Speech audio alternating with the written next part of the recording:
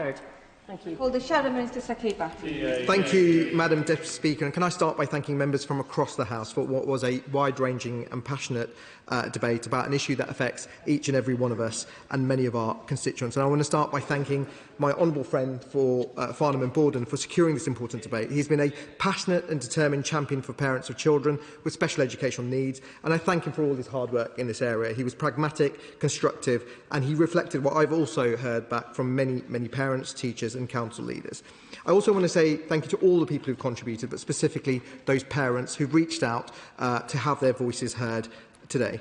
Madam Deputy Speaker, this is an issue that affects each and every one of us. And while I will focus on the much-delayed White Paper, let me be clear to the Minister. His Majesty's opposition will work constructively with the Government where we see meaningful progress can be made. And I acknowledge the system is creaking under its own weight. Almost weekly, since I was first elected in 2019, I've met parents who are tired of fighting a system that was designed to help them, one that enshrines their rights in law, but has instead become a barrier to supporting their children. I've campaigned for those parents, so I want these reforms to work. But I say to the Minister, we on this side of the House won't shy away from asking questions that are difficult for the Government to answer, and we won't allow the Government to spin their way out of this, because too much is at stake. And I hope she can work constructively with me in that spirit. And there are a number of questions. I will give way. I thank the Shadow Minister for giving way, and of course across Keighley and the wider Bradford district I'm inundated with correspondence from constituents challenging the quality of EHCPs and the diagnosis procedure. But one of the big concerns that I have is with the White Paper reforms, and that it will lead to a standardised approach associated with many of those rollouts of the IPSs. And I was wondering if the Shadow Minister agrees with me in the direction that these reforms are going in under this Labour government.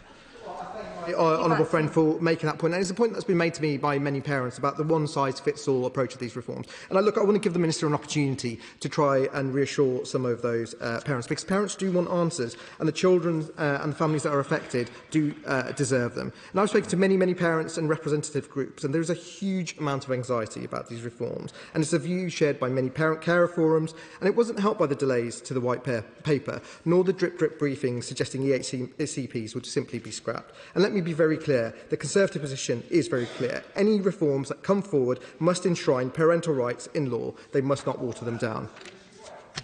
I will. No, Mr. Minister, you've just stumbled into the chamber. I don't think so. Saqib Bhatti. I take your lead, Madam Deputy Speaker.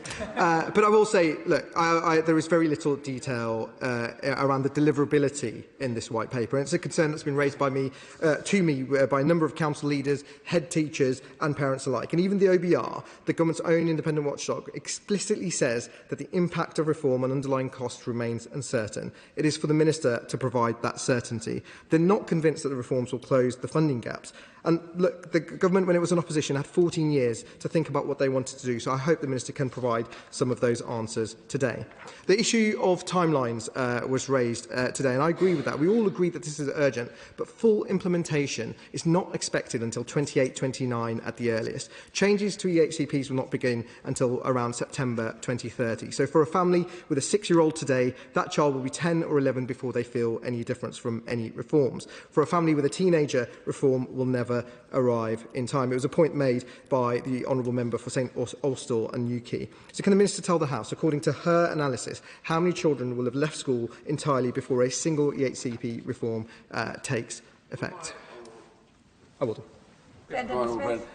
One of the key issues that parents in my constituency who have been within the SENS system are really fearful of now is that there will be the White Paper, more change proposed, but the key element to that is, in delivery, is local councils. And the problem is, it is so patchy. Some councils are absolutely appalling. One mine area had an excoriating report. Other ones manage. Nobody's brilliant, but they try and get by. They try and do the ECHPs.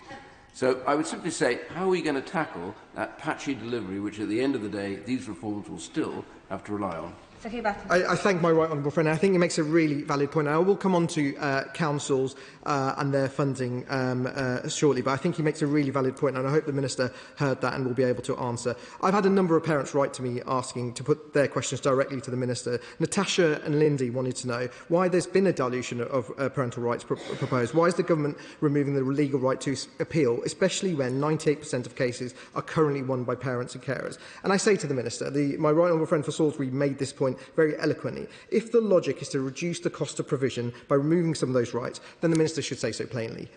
I think those parents need that clarity and that level of honesty. Look, there are some points we welcome. We welcome the principles of support in schools and evidence-led packages and the idea of more speech and language therapists.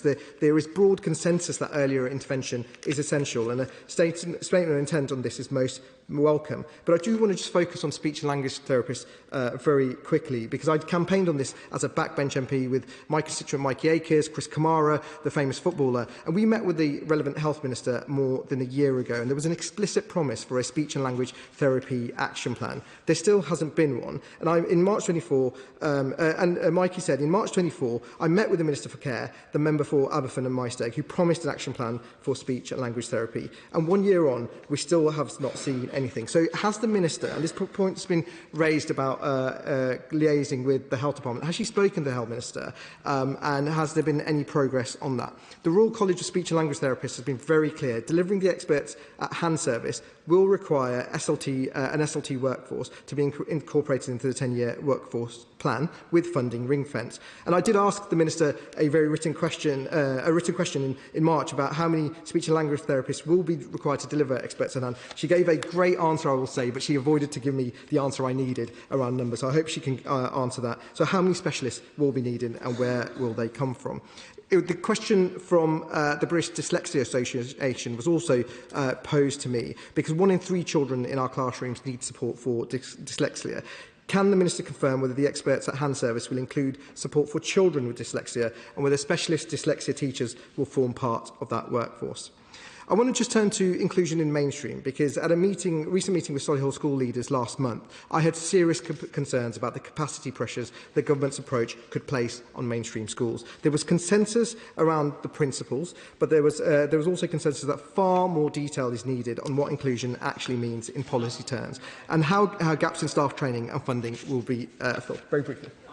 I'm very grateful to my honourable friend and constituency neighbour for giving way. I was in the same meeting, and one of the big concerns was the loss of the special school that was planned for Tamworth Lane. Does he agree with me that not only does that detract from parents and pupils who would benefit, but it puts additional pressures on mainstream schools? Saqib Bhatti. I could have said it better myself, and of course that's one in my borough, but the truth is there are special schools across the country that where the funding has been taken away, and it is going to be essential, because you cannot have a one-size-fits-all. Can the Minister also explain for those teachers how mainstream schools will be supported in terms of capacity, funding and training as these reforms are rolled out? I want to just get to, very quickly, Madam Deputy Speaker, to ISPs, because, of course, as the founder of North Solihull Additional Needs Supports Group asked, whether there will be a legal backing for those ISPs. It's a point that's been made by a number of members, but, of course, around enforceability. And I want to get straight to the funding point, and that's where I'm going to end my remarks. The OBR at the budget identified a £6 billion funding black hole. When the Minister was asked about this before, she used the word scaremongering, but these were not our figures. They were figures based from the OBR, based on what the government had provided. Can the Minister now confirm how large the shortfall now is? I think, having looked at the numbers, it's shortened. Maybe she'll be able to give a bit more clarity. But if that money is not provided, if the gap were funded entirely, this according to the OBR, by the way, if the gap were funded entirely from within the DfE's £69 billion budget, it would imply a 4.9% real fall in mainstream schools spending per pupil. And there is no spending review till 28-29, so maybe she can give me some clarity on that. Let me repeat, there's no new funding till 28-29. Can she give clarity? Which departments may be giving up their money for these SEND reforms? I hope she can provide some of the answers. Those are questions that I wasn't able to ask. I'll be writing to her.